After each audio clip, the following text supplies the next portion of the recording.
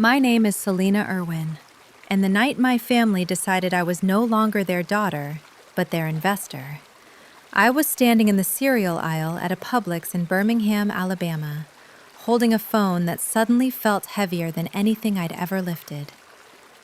Monique didn't even ask how I was. She laughed first. Light, casual. The same laugh she used when she closed a deal or talked her way out of paying someone back. "Girl, I saw your post. Founder and CEO again? 6 figures already? I knew you'd bounce back."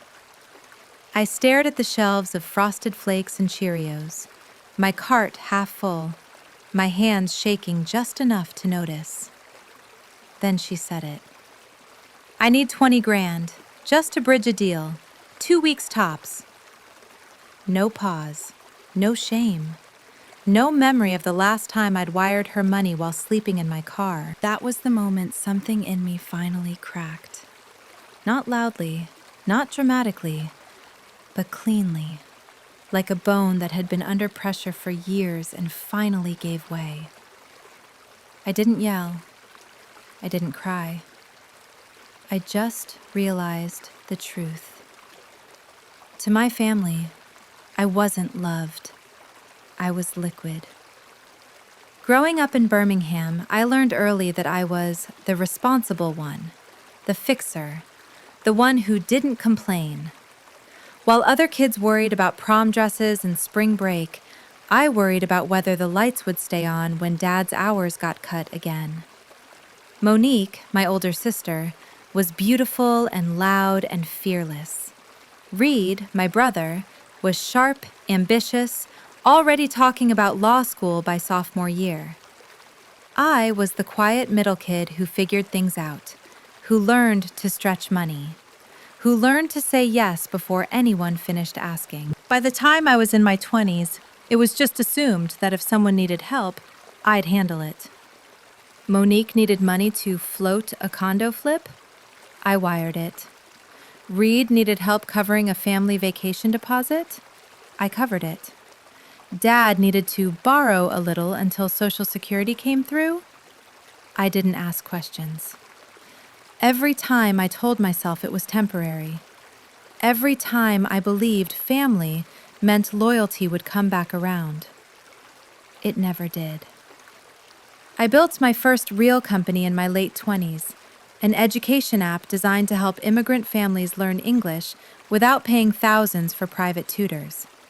It started as freelance coding gigs at my kitchen table and grew into something real, something with users, something with revenue. For the first time in my life, I felt proud of myself. That's when my family got loud again. Monique bragged about me to her country club friends like I was a trophy. Reed started checking in with questions that sounded supportive, but always circled back to money or equity. Even my parents talked about me like I was proof that everything they'd sacrificed had paid off. I mistook attention for love. Then everything collapsed. My co-founder disappeared. Investor money vanished with him. The bank didn't care about excuses or betrayal or police reports. I'd put my modest ranch-style house up as collateral, believing in the company, believing in us. 2 weeks later, foreclosure papers arrived. I packed what fit in my trunk: a laptop, 2 suitcases, a box of protein bars. I slept in my car in a Walmart parking lot off Lakeshore Drive, engine running for warmth, praying no one knocked on the window. I waited for my phone to ring. It didn't. No, "Are you okay?" No, "Come stay with me." No, "We've got you." When I finally told Monique I'd lost the house, her response came 12 hours later. "Heard things are tight. Hang in there." Then she blocked me. Reed sent an email. Not a call, an email. Professional, polite, cold. "Hope things smooth out soon." That was it. I showered at Planet Fitness. I ate canned tuna straight from the can. A mentor from a local tech meetup let me sleep on the concrete floor of her garage. I worked during the day and lay awake at night staring at the ceiling, replaying every dollar I'd ever sent my family. One afternoon, while sorting through old bank statements for bankruptcy court, I noticed something that made my stomach turn. The $25,000 I'd wired Monique 2 years earlier, supposedly for a short-term flip, had never come back. I pulled the title records. The condo was in her name.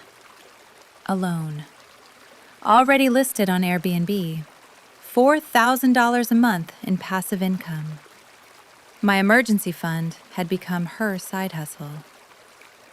I called my dad from a gas station payphone because my cell plan had lapsed.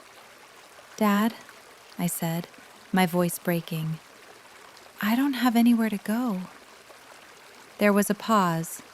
Then he said, calm and steady, "You're grown, Selena. Figure it out." The line went dead. 8 months later, I rebuilt everything from scratch. New checking account, new boundaries, new version of myself that didn't apologize for existing. I freelanced. I debugged code. I wrote grant proposals at the public library. I ate $5 sandwiches and saved every cent. When I finally scraped together enough for a bare-bones MVP, I launched quietly.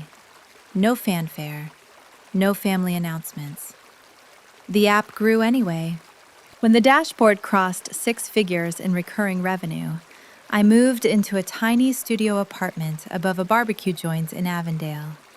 It smelled like smoked ribs every night. I didn't care. I'd made it back on my own. That's when Monique called. And now, here I was, staring at cereal boxes, hearing her say, "You know I'm good for it."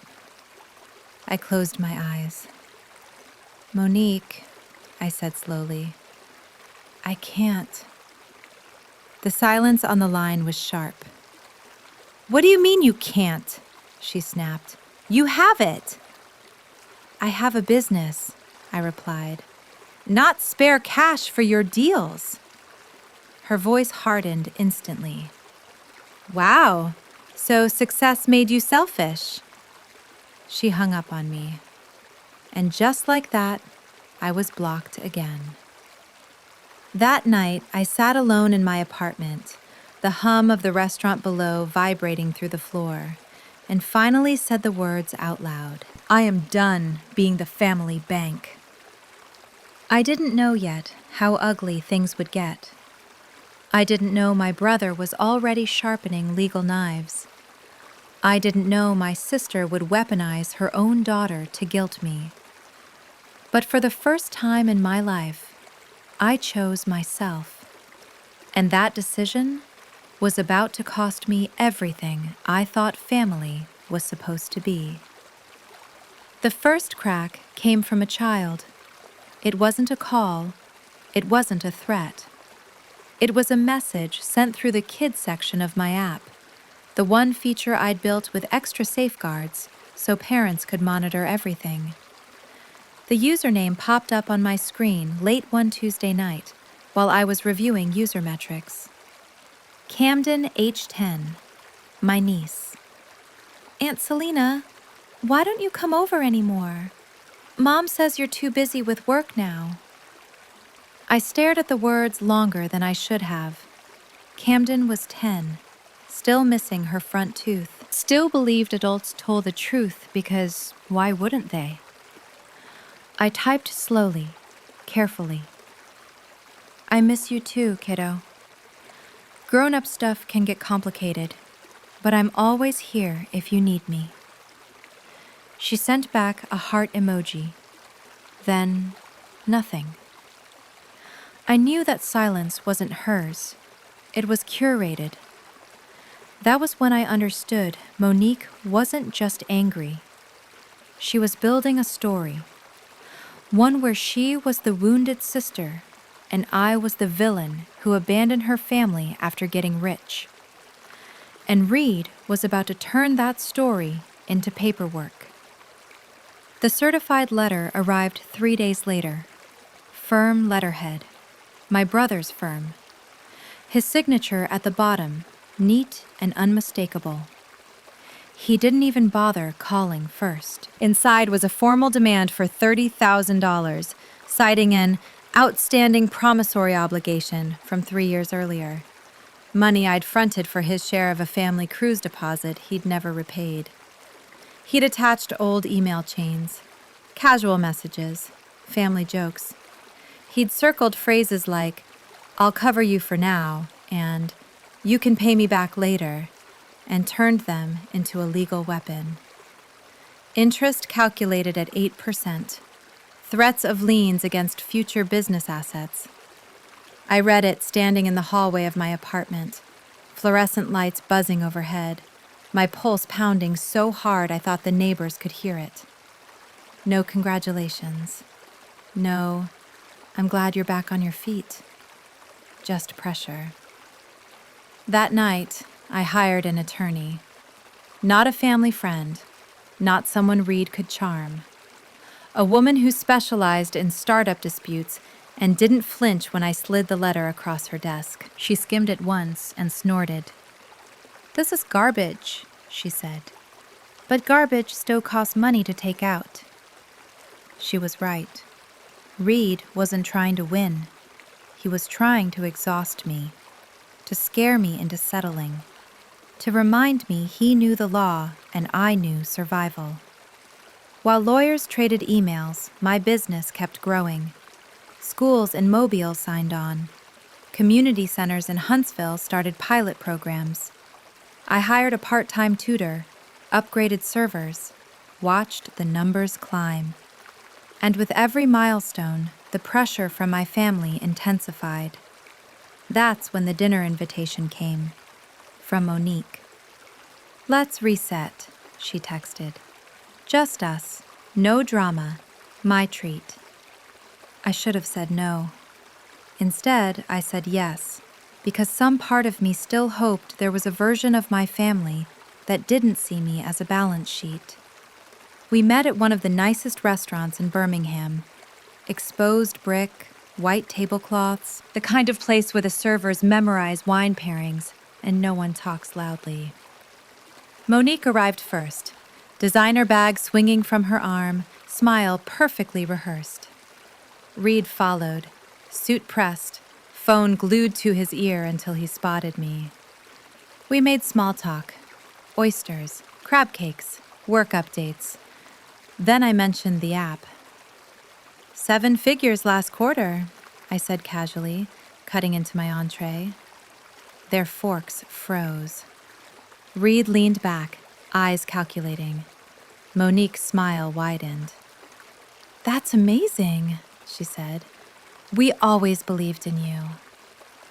That was when Reed leaned forward. "You know," he said evenly, "family support matters. We were there emotionally when things were rough." I stared at him. Emotionally. Monique nodded. "Exactly. We think it's fair we're recognized for that." Recognized meant equity. 30%, Monique said. "Combined." I laughed once, short, disbelieving. "No," I said. "The rebuild was all me." The air changed instantly. Dessert arrived, untouched. Reed's tone sharpened. "Think long term. My firm has connections. We could help scale." "I didn't ask for help," I replied. Then the booth filled with a presence I hadn't seen in years. Jagger, my former co-founder. He slid into the seat beside Reed like he belonged there. "Surprise," he said, smirking. "Heard you're doing well. But let's be honest, the core algorithm was my idea. I want 35%. I looked at my brother. He didn't deny it. Monique started talking over both of them, pulling up photos of her condo flips, her success, as if proof she deserved a cut. Reed leaned closer, voice low. If you refuse, this gets ugly. Networks talk. You don't want to be difficult. Then Monique changed tactics. Her eyes filled with tears, mascara streaking just enough to look real.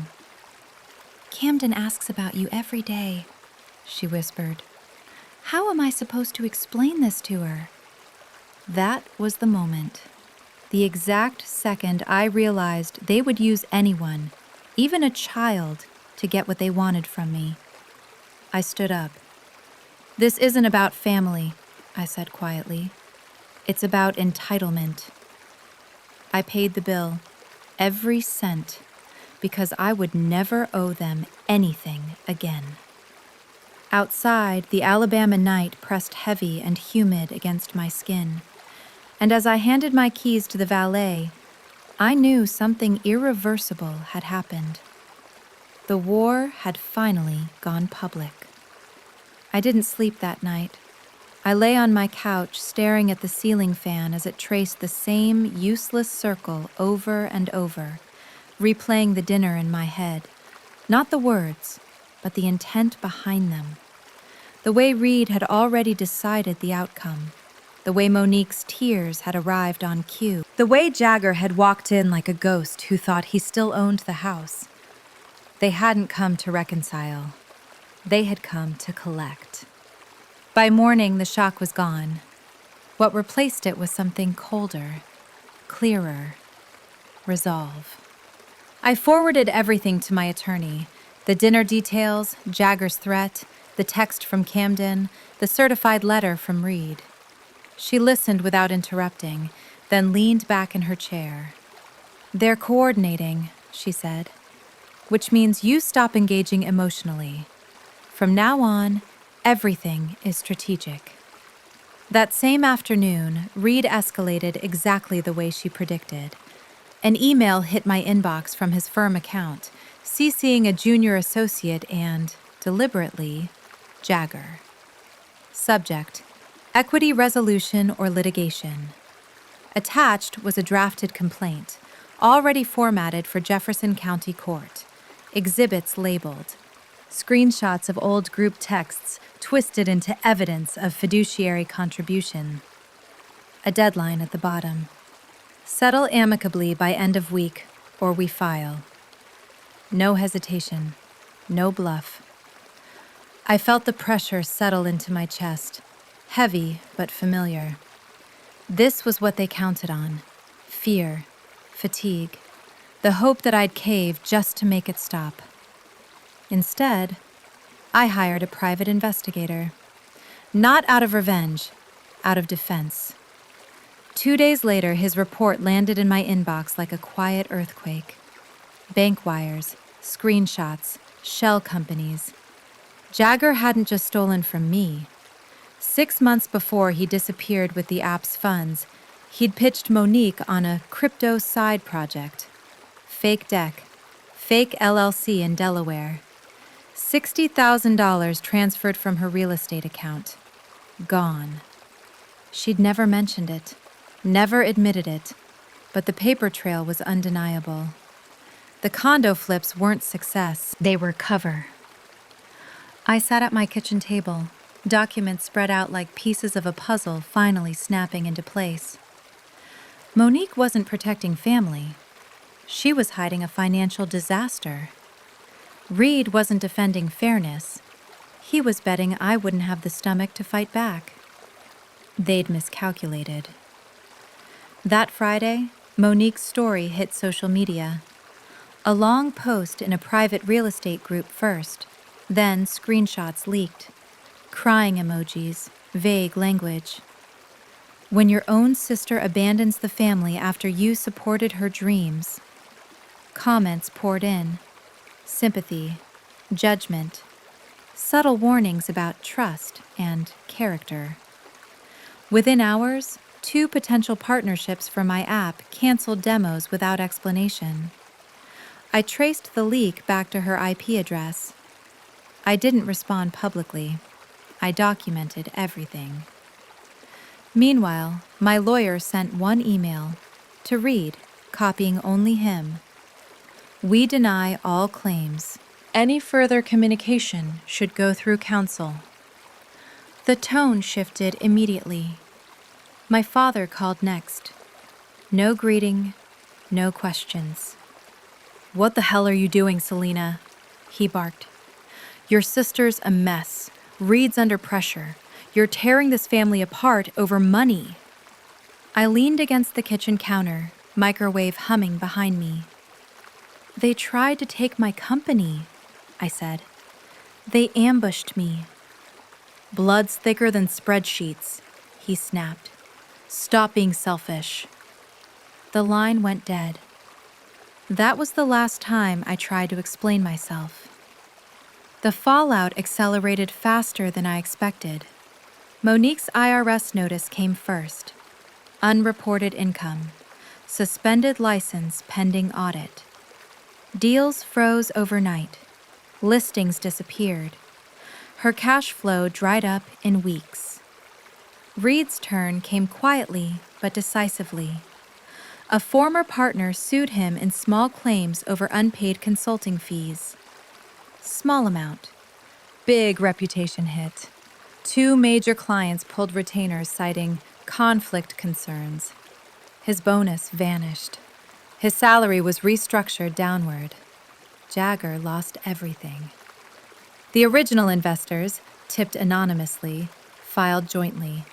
Embezzlement plus fraud. Judgment, 6 figures in restitution. No assets left to seize. He sold his Mustang on Craigslist. Couch surfed.